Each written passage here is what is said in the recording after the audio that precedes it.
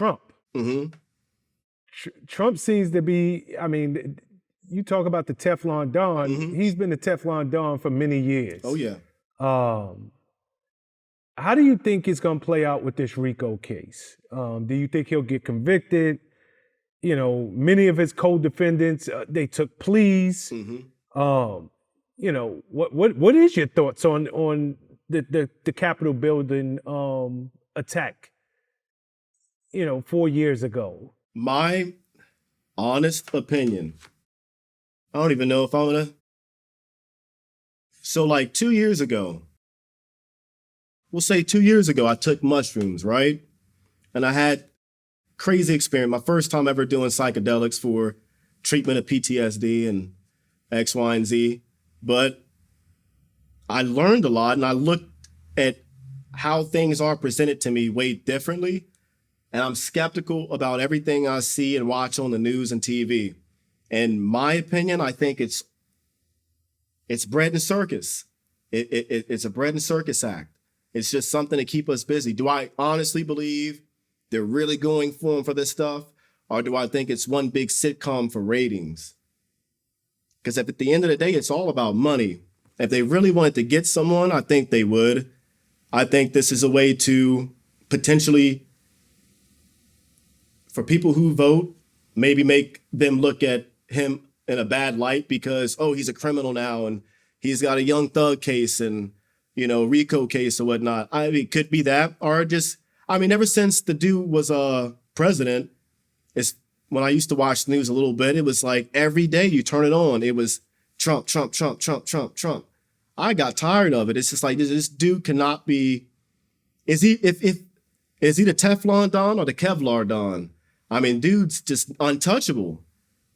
Do I believe it? All the stuff and all the accusations?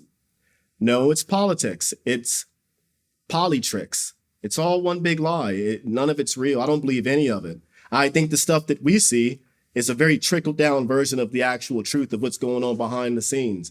And someone with that much money, as we know, like, isn't going to jail, can't go to jail. They have too much. They're worth too much. They know too much. I don't know. Is Epstein's wife, or not wife, that chick is she in jail? Yeah, she's locked up. She's locked up. We'll see how long that lasts. But yeah, I don't know. I think that people like Donald Trump and stuff, I don't think that they get reprimanded like that once you become president. I don't know. The whole January 6th thing, it's like, I don't know. I saw some videos that made me think and question some stuff. Doors being open, gates being open, and I don't know. That's unfortunate someone got shot, but I look at violence and stuff differently. I don't know. I look at it differently. Like, that stuff doesn't really seem like a big deal to me. Like, oh no, they tried to do X, Y. I don't know. My perception. I mean, but that woman, you know, Ashley Babbitt, I think was her name. Mm-hmm. She was killed for trying to climb over that barricaded door. Okay. Yeah. You know, they said it was a justified killing. Mm-hmm. But it's unfortunate somebody lost their life in that incident. Mm-hmm. So, you know, I look at it like, I know you're no stranger to violence. Yeah, hey, the cold side of me would say it is what it is, but I'm not going to go there. I'll be who I'm trying to be and look at it from a different light. And after watching the video, to go back and to be honest with you, I don't think the guy actually intended to pull the trigger. It looked like a negligent discharge. But I'm not a professional when it comes to stuff like that. But if I were going to shoot to kill, and if you're breaking it, I don't know. It's just they're trained a little bit different than that. But at the same time, if you're breaking into, where were they at? The Capitol? I mean, if you're not allowed to break and enter the state capitol, and you're met with deadly force, I mean, what do you expect? It's like me trying to sneak on to Area 51. I can read the sign. I know what's going to happen if I go on and try to do it. And if I catch one, well, don't feel sorry for me. I wouldn't want that. I knew it was coming. Just out here doing this. So I don't know.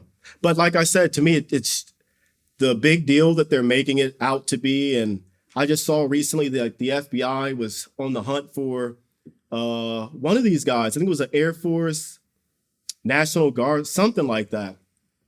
And he was a part of the January 6th thing. And the entire FBI was out after him, searching for him.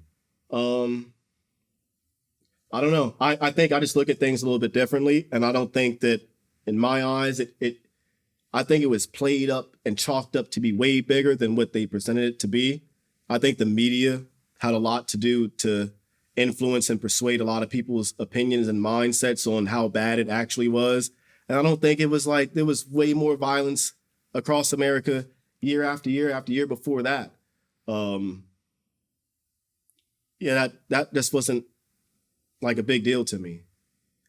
It just wasn't. I don't know. I might disagree with you on this one. And here's what I say. Imagine if we're in another country and we see the sights that we saw, like people literally scaling the building, running through the halls of, the Capitol building. Like, this is the Capitol building.